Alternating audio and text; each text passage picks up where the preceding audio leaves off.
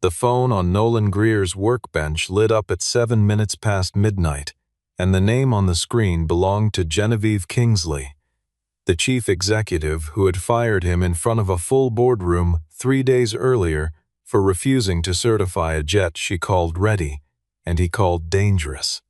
Nolan turned the phone face down without reading the message and went back to soldering a cracked circuit board on an old radio, the kind of quiet, patient work that asked nothing of him except attention. 17 calls later, the sky outside his window turned bright white, and a private jet dropped out of the darkness toward the runway lights of Red Creek Executive Airfield, taxiing until it stopped on the apron directly across from his front porch. When Genevieve stepped down from the stairs, she was not giving orders anymore. She was asking, almost begging, for the one man she had once called replaceable to save a deal worth more money than most people would see in 10 lifetimes. Before Nolan reveals why he alone can save the jet parked outside his door, tap subscribe now so you do not miss a single second of this breathless corporate reckoning. Nolan lived in a small caretaker's house at the edge of Red Creek Executive Airfield, a modest property he had taken not because he needed the work, but because it let him raise his 15-year-old daughter within sight of open sky and away from boardrooms that measured a man's worth in billable hours. 3 days earlier, Kingsley Aeronautics had shown him the door, and he had spent the time since fixing old electronics for extra cash and trying not to think about the jet he had refused to sign off on. He was elbow deep in a vintage receiver when his phone rang the first time, Genevieve's name glowing on the screen like an accusation. He did not answer. The second call came within a minute, then a third, and by the 10th he had stopped counting, letting the phone buzz itself quiet against the workbench, while he focused on the small, controllable problem of a broken capacitor. Her first messages carried the same tone she always used with him, clipped and absolute, as though the 3 days since his termination had never happened. One read simply that he needed to call back immediately. Another informed him this was now a company matter requiring his attention. A third reminded him, without a trace of irony, that he still had a responsibility to fulfill. Nolan set the phone aside each time, remembering with a kind of flat clarity how she had told him, in front of dozens of colleagues, that his obligations to Kingsley Aeronautics had ended the moment security walked him out of the building. His daughter Clara wandered into the workshop in her pajamas, asking why his phone would not stop buzzing, and he told her only that his old company was having some trouble, nothing more, because some burdens were not meant to land on a 15-year-old at that hour. There had been a time, not so long before, when a call from Genevieve Kingsley would have sent him scrambling for his shoes and his truck keys without a second thought, because for years he had believed the company's mission was worth the sacrifice of quiet evenings like this one. That belief had eroded slowly, meeting after meeting, until the night she stood in front of the entire engineering staff and made his devotion to his daughter sound like a professional weakness rather than the plain fact of a man raising a child alone. He thought about that moment often, not with bitterness so much as a settled kind of clarity, the sense of a door closing that had needed to close for a while. The workshop smelled of solder and old dust, comforting in its predictability, and for the first time in years his evenings belonged entirely to himself and to Clara. He was not interested in being pulled back into a world that had discarded him the instant he became inconvenient, and he told himself that whatever storm was building on the other end of that phone was no longer his to weather. It was the 17th call that changed the tone entirely, followed by a message that read nothing like the ones before it. It said only that the jet would not start, and it said, "Please." Nolan stood on the porch and watched the runway lights at Red Creek flicker on, one after another, as though someone had reached across 200 miles to switch them on by remote command. A black jet bearing the Kingsley crest descended out of the dark, touched the pavement, and rolled to a stop on the apron facing his house, close enough that he could see the cabin door begin to open before the engines had fully wound down. Genevieve Kingsley came down the stairs first, followed by her general counsel Whitaker Sloan and 2 members of her flight crew, and she crossed the tarmac toward his fence line with an urgency that had never once appeared in the boardroom. She told him she needed him back before sunrise, and for the first time since he had known her, she did not sound like she expected to be obeyed. 3 days before that jet ever touched down outside his house, Kingsley Aeronautics had gathered its senior engineers for the final certification review of the Sovereign X, the company's newest twin-engine business jet, built to carry a contract worth $1.3 billion if it could prove itself in a single demonstration flight before Graham Rothwell, chief executive of Rothwell Global Aviation. Nolan had been the architect of the aircraft's flight control integration, the man responsible for signing the document that declared the jet fit to fly, a role he had earned only after years spent building a smaller company with his late wife dedicated entirely to recovery systems for aircraft electronics. After her passing, he had sold most of that company away, keeping only the core patents through a family trust, and Kingsley Aeronautics had hired him specifically to weave that recovery architecture into the bones of the Sovereign X. His strength had never been in any single component, but in understanding how every system on the aircraft spoke to every other system, a perspective few of his colleagues shared and fewer still respected until they needed it desperately. In that final review, he discovered a late software update that tied the cabin entertainment system directly into the aircraft's central data network. The update had never completed interference testing, and there was no way to know for certain whether it would corrupt the timing signals the flight computers depended on. He refused to sign the readiness certificate, not because he was certain of disaster, but because no one, including him, had proof that disaster would not happen. Camden Vale, the company's chief operating officer, accused him openly of stalling the program out of stubbornness, and when Genevieve asked whether the risk was guaranteed to cause an accident, Nolan told her plainly that no one could know that yet, because the necessary tests had never been run. To Genevieve, that uncertainty sounded like an engineer protecting his own caution rather than protecting the aircraft. In front of the room, she reminded him that he had walked out of meetings before to care for his daughter, and she suggested, in words sharp enough to draw silence from everyone present, that he no longer had the dedication a role like his required. Nolan answered her without raising his voice, saying that nothing about his daughter changed what the data showed, and that the data showed a system nobody had finished testing. Camden produced a pre-written certification form and slid it across the table, and Nolan refused it a second time. Genevieve tore the document in half and told the room that a man who did not believe in his own company's product had no business representing it, and she fired him on the spot. His badge was deactivated before he had even reached the elevator, a detail that would matter enormously in the days that followed. Rhett Calder, the company's chief test pilot, objected to replacing the certifying engineer on the eve of a major flight, but he was told to stand down. Maris Holloway, a younger engineer who had trained under Nolan for years, wanted to walk out with him in protest, but he asked her to stay behind and protect what data she could. Genevieve, unmoved, told the assembled staff that a company with more than 1,000 engineers could not be held hostage by one father who had, in her words, lost his ambition somewhere along the way.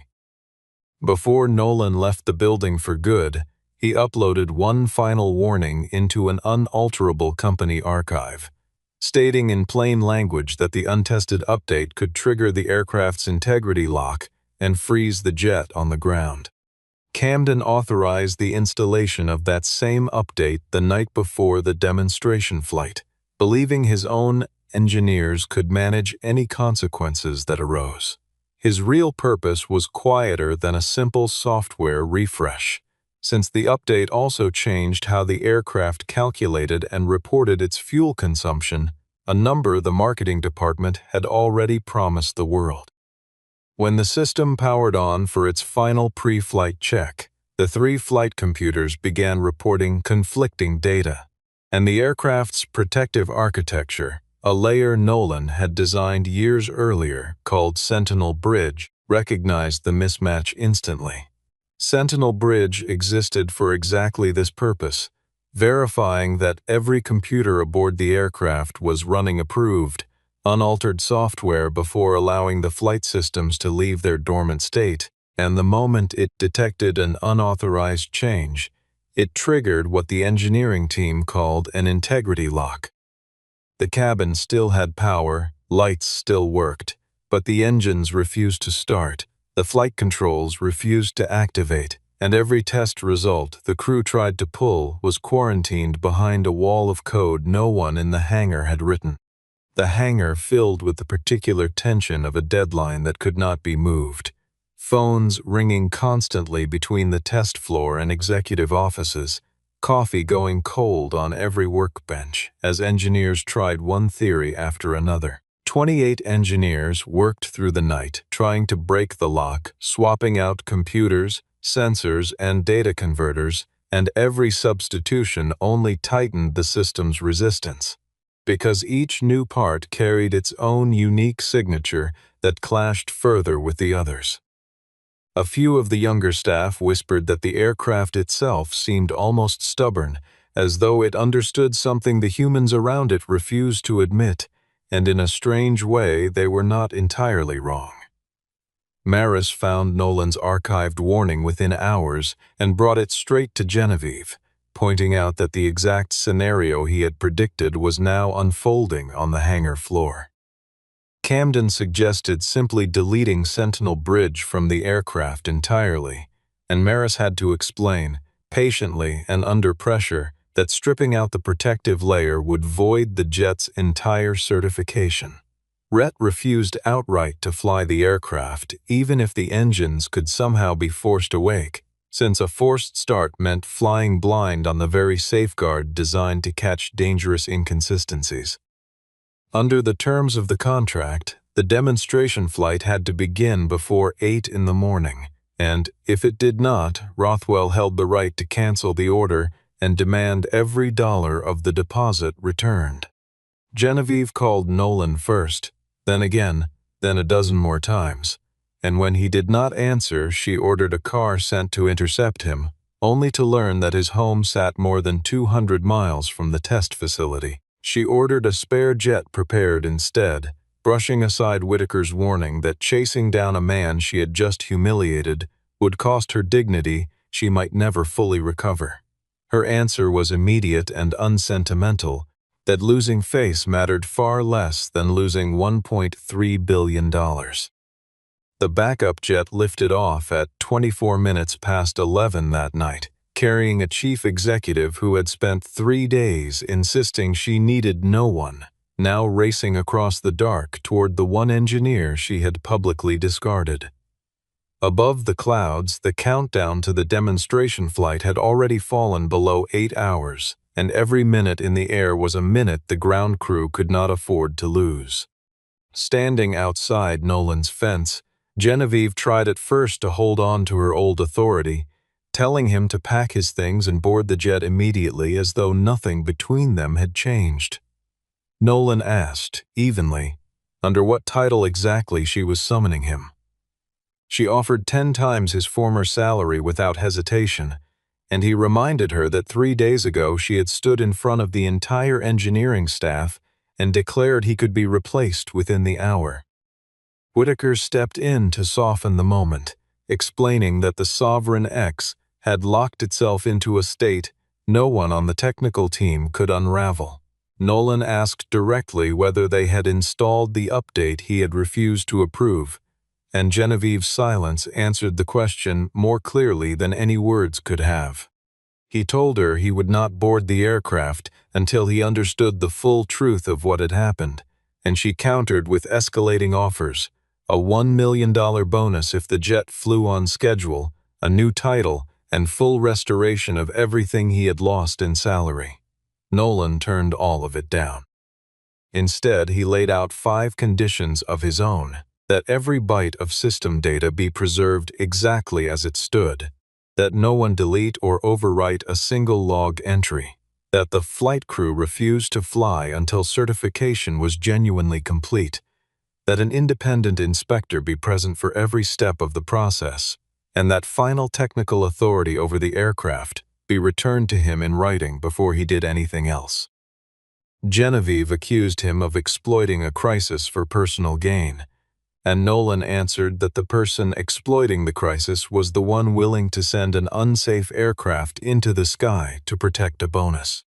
Genevieve paced along the fence line as she listened, clearly unaccustomed to a negotiation she did not control from the very first sentence, and more than once she glanced back toward the idling jet as though hoping its presence alone might hurry Nolan along. He did not hurry.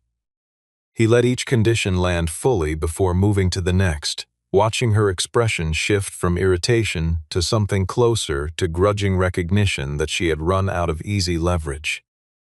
Whitaker confirmed quietly that every condition Nolan had listed was fully within his legal rights, and he added a detail that landed heavier than anything else said that night: that the company had never actually completed the paperwork to replace Nolan as the certifying engineer of record. Genevieve had no remaining leverage, and she signed the authorization on the hood of his pickup truck under the glow of a single porch light. Nolan did not change into a suit or pack a bag. He simply grabbed his tool case, a folder of his own patent records, and walked up the stairs of the jet that had come to fetch him. Before the cabin door sealed shut, he turned to Genevieve one last time and told her he was not coming back to rescue her deal, but to make certain no one flew that morning on a lie dressed up as Data. The jet carrying Nolan touched down at the test facility just before 3 in the morning, and word of his return spread through the hangar faster than anyone could have anticipated. Several executives assumed he had orchestrated the entire crisis to cast himself as a hero returning in triumph. Camden made no effort to hide his contempt, referring to Nolan within earshot as a temporary consultant brought in to clean up his own mess. Nolan did not argue the point. He simply asked everyone to stop swapping hardware and stand back so he could actually see what the system was telling them. He began by pulling the timestamps on every recent software update, checking version numbers, verifying cryptographic signatures, and comparing the readings coming from all 3 flight computers side by side. It was slow, unglamorous work, the kind that offered no shortcuts and rewarded only patience, and more than one engineer in the hangar shifted uncomfortably as the hours passed without a visible result. Nolan ignored their impatience the way he had always ignored pressure that had nothing to do with the actual problem in front of him, tracing each inconsistency back through the system's history, one careful step at a time. Within the hour, he understood that the lockout was not the product of a broken component at all. 2 of the 3 computers were reporting real, unaltered performance data exactly as designed. The third was running a hidden calibration table that had never gone through a single round of formal approval. When he asked who had authorized it, Camden claimed it was only meant to optimize the flight profile for demonstration purposes, and Nolan asked again, more pointedly, who had actually signed off on it. No one in the hangar offered an answer. Using the recovery module he had built into the aircraft years earlier, Nolan shifted the system into a read-only diagnostic state, which lowered the integrity lock just enough to permit ground testing, though the engine still refused to start. Some of the younger engineers whispered that he had failed, and Nolan explained calmly that the goal was never to force the aircraft into motion, but to understand precisely why it refused to move in the first place. Maris handed him a copy of the warning she had preserved from 3 days earlier, and buried in the update's internal file structure, he found an entry logged under an internal project name that had never once appeared on any approved testing schedule. Genevieve, watching over his shoulder, insisted he simply fix the malfunction and leave the question of its origin for another day. Nolan told her plainly that he could not certify something he did not yet understand.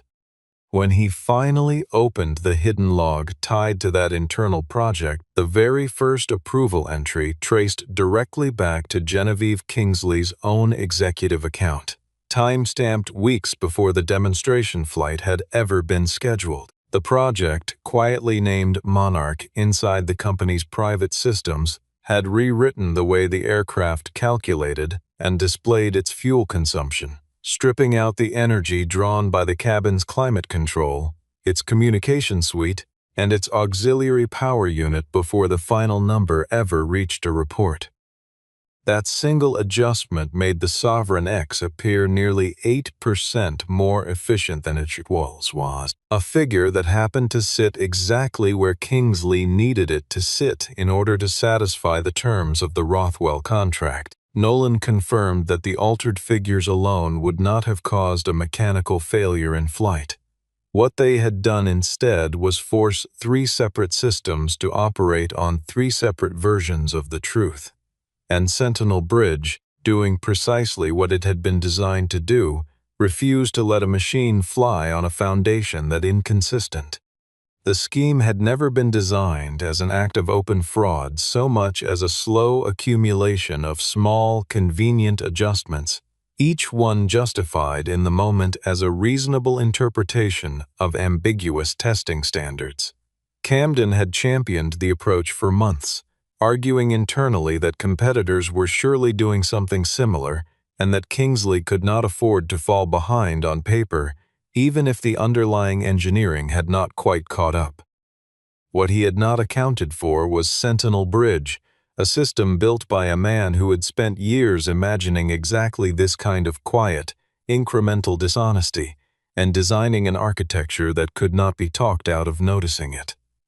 Camden insisted this was merely a difference in how results were presented, nothing more.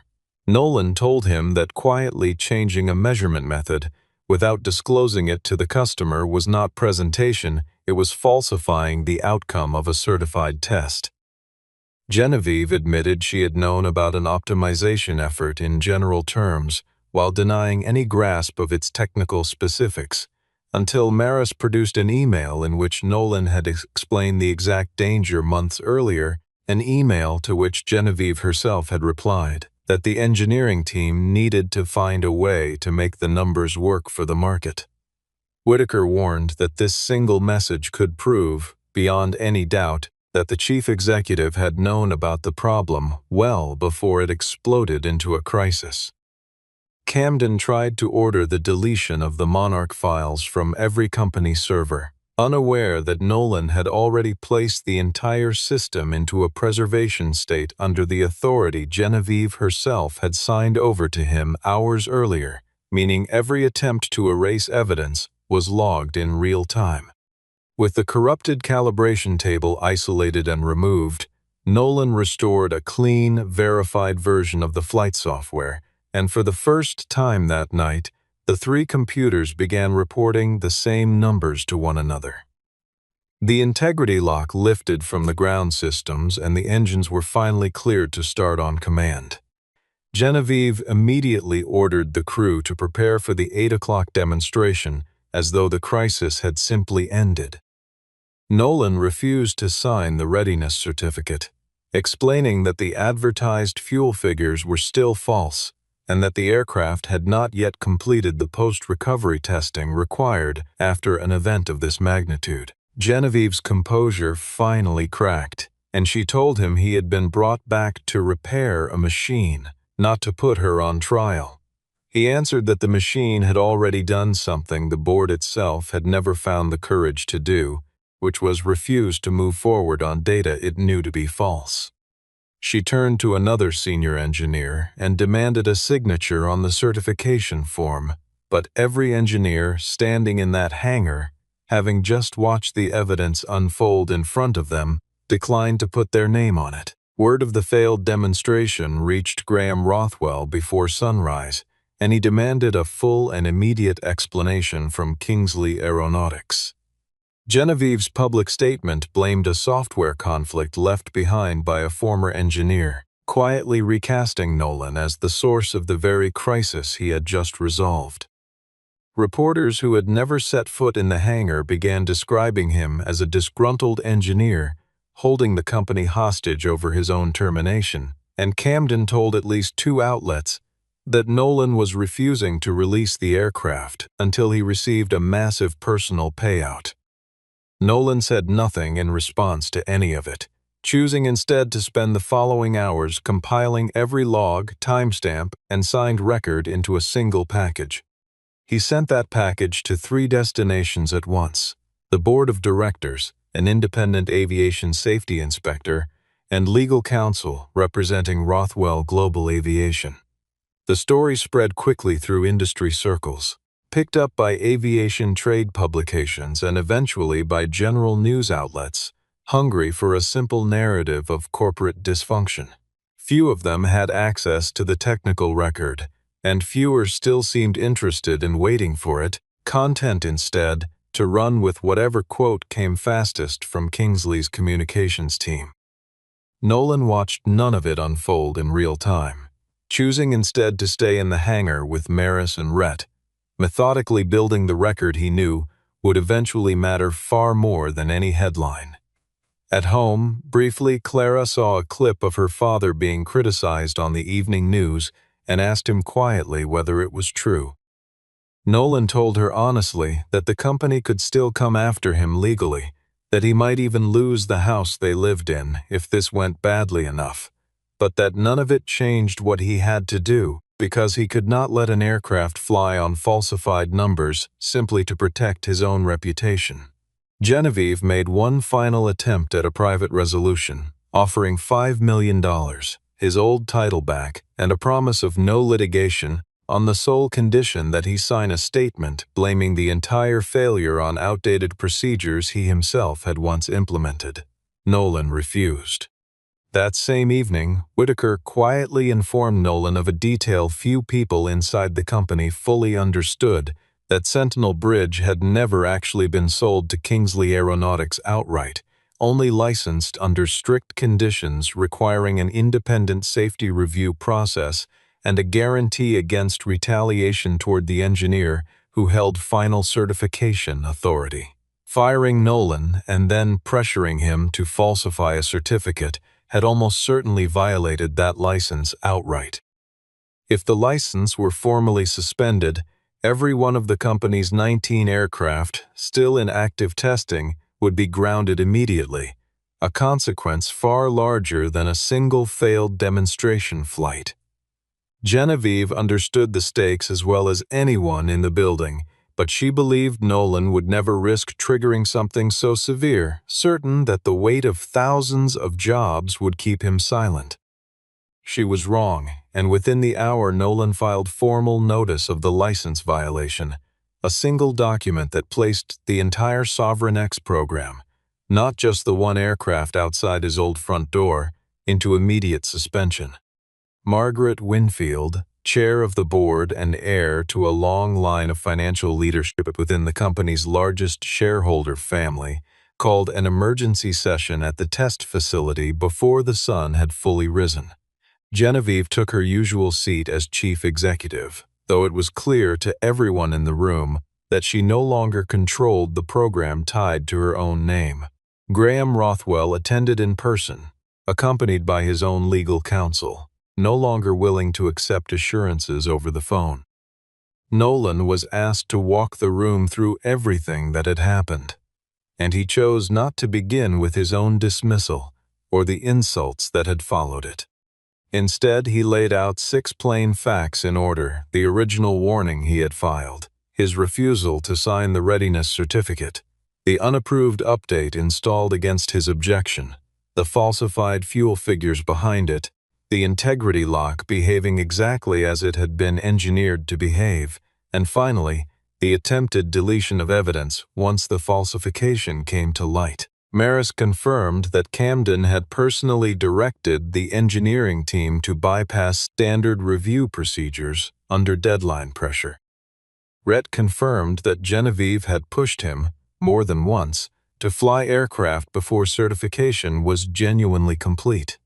Whitaker laid out the exact terms of the intellectual property license and what its violation meant for every aircraft still under Kingsley's roof.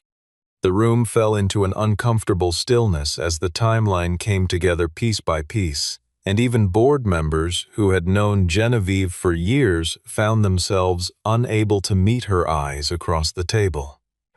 Margaret took careful notes throughout, occasionally asking a clarifying question that cut straight to the heart of the matter without ever raising her voice, a habit that made her far more intimidating than any display of temper could have managed.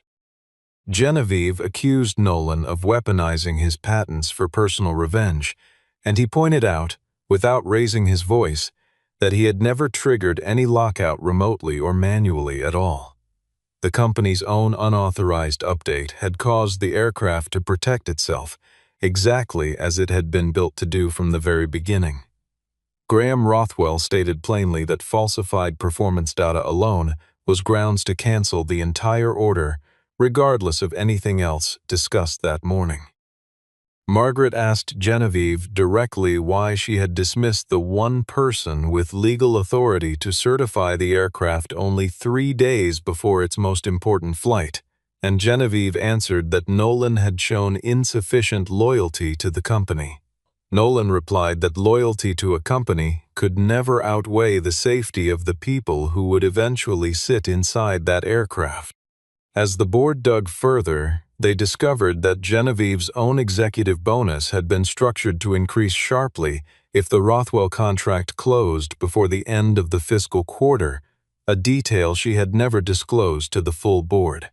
Camden, sensing the room turning fully against him, began shifting blame back onto Genevieve, insisting he had only followed her explicit direction. Genevieve, out of options, turned to Nolan directly and asked him to withdraw the license violation notice before the board took any further action.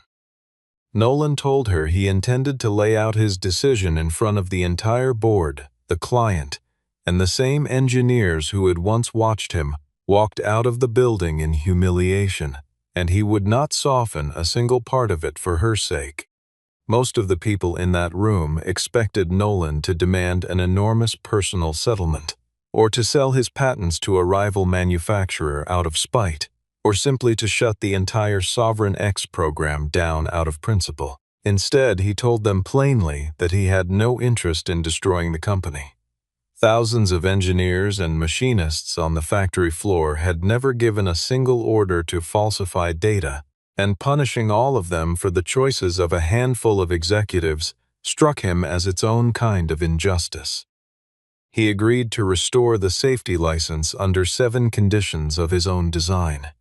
Genevieve and Camden would be removed entirely from authority over the Sovereign X program. Every fuel consumption figure released to the public would be corrected and republished using verified data. Rothwell Global Aviation would receive full access for its own independent inspection team. No employee who had come forward with evidence would face retaliation of any kind. The company's independent safety board, quietly dissolved years earlier, would be fully reinstated. Every future test flight would require sign-off from the engineer holding technical responsibility, free from interference by anyone in an executive role, and a portion of executive bonus compensation would be redirected permanently into a dedicated safety and training fund. Several board members pressed him to reconsider, certain that a man in his position could easily negotiate for far more than a set of structural safeguards, but Nolan remained unmoved by the suggestion that he was leaving value on the table. He explained that he had spent enough of his career watching short-term incentives quietly erode long-term safety, and that no amount of money could undo the damage of a single catastrophic failure once it actually happened in the air rather than on a hangar floor. Margaret found herself, almost against her own expectations, agreeing with nearly every word he said, and she made a private note to ensure his conditions were written into the company's governance documents, rather than treated as a temporary concession.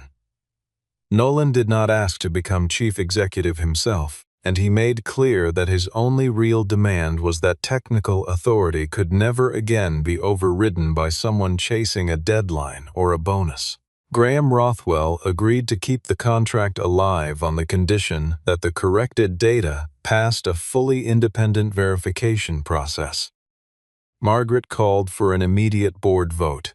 Genevieve was suspended from her position as chief executive before the meeting adjourned. Camden was terminated outright, his conduct referred for a formal internal investigation. The company offered Nolan an enormous lump sum to purchase his patents outright and remove himself from the picture entirely, and he turned that offer down as well, choosing instead to issue a new, narrower license that legally bound the company to maintain its safety standards going forward, rather than simply cashing out and walking away. What struck almost everyone in that room was how easily Nolan could have destroyed the company or made himself extraordinarily wealthy in a single stroke, and how deliberately he chose neither path, protecting the workforce and the future passengers instead. He told Genevieve quietly, before the meeting ended, that she had flown to his front door that night to save a deal, while he had returned to save a company from the very people running it into the ground. For the first time in the company's history, the chief executive's chair at Kingsley Aeronautics sat empty as Nolan walked back across the hangar floor in the same worn work boots Genevieve had once mocked him for wearing to an executive briefing.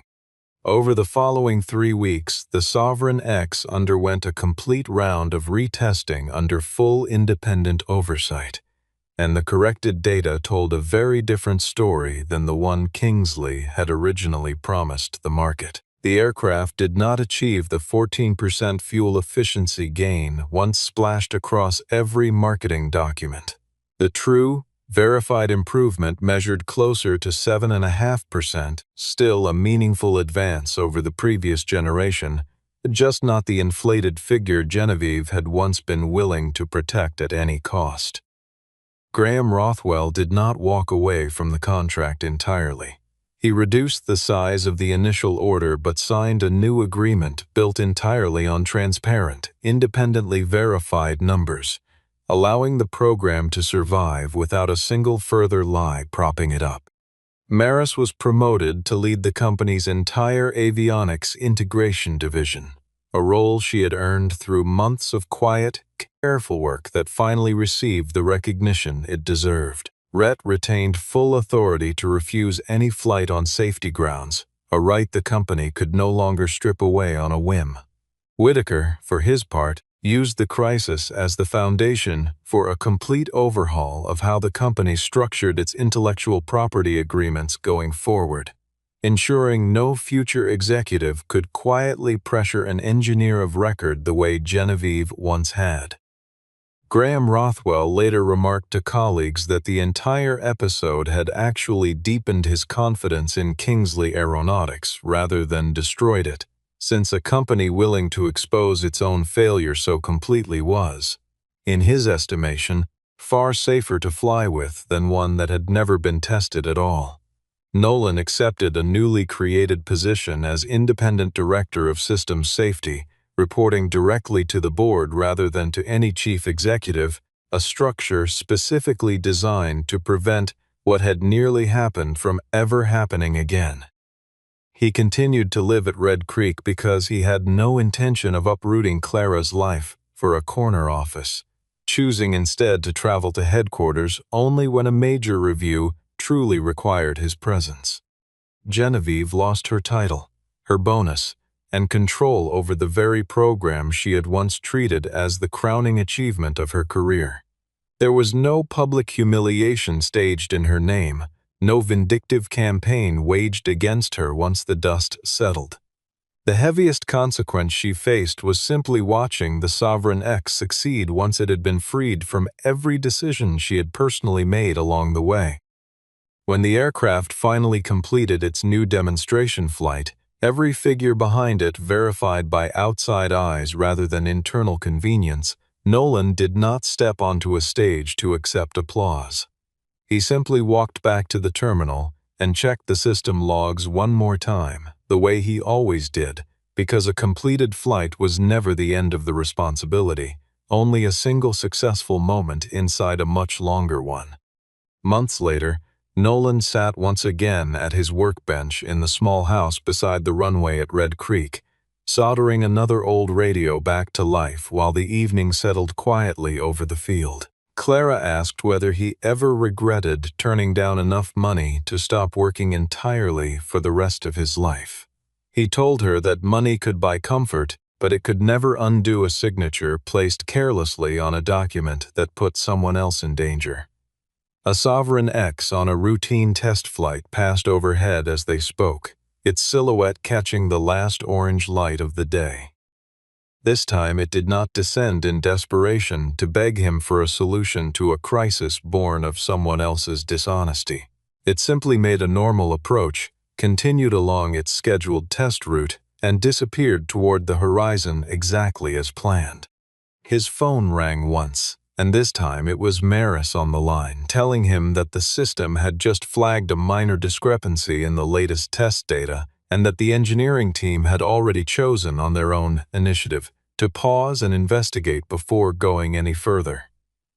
No one on that call had tried to hide the discrepancy or bury it in a private file only executives could see. No one had threatened an engineer for simply asking a difficult question. Nolan allowed himself a small, quiet smile, understanding that the most important change to come out of everything he had lived through was never a line of code at all.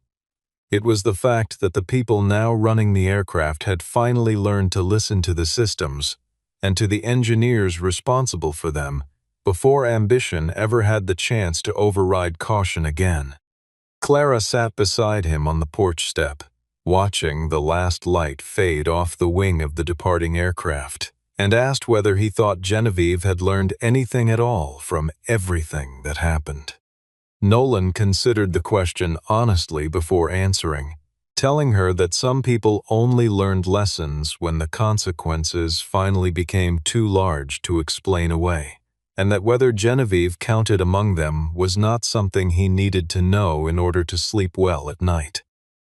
What mattered to him was simpler than any boardroom outcome, the fact that the next aircraft to leave that runway would carry passengers who trusted a system built to tell the truth even when powerful people preferred it silent. He looked out toward the stretch of runway where Genevieve's jet had once landed in the middle of the night, certain that money and authority alone could force him back into a life he had already chosen to leave behind. She had arrived believing that power could simply purchase whatever it needed.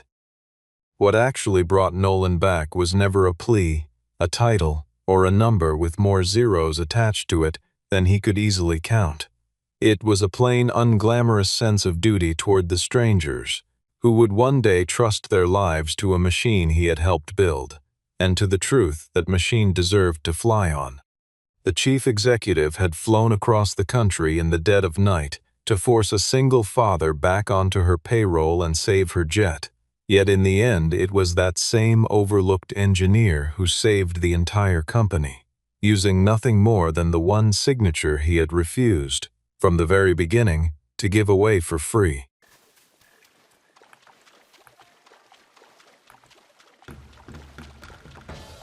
A ripple awakens, not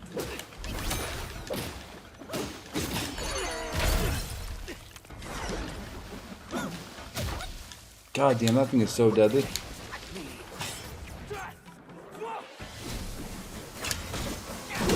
Oh, nice.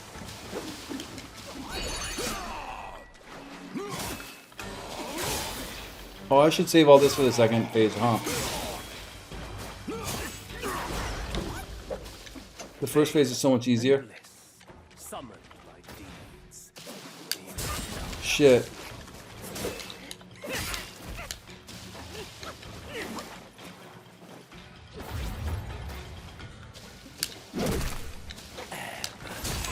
Damn, bro.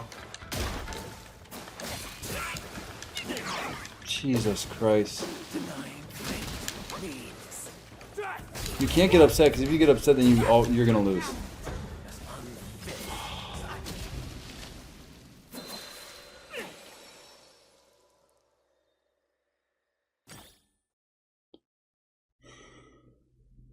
I'm gonna try and preserve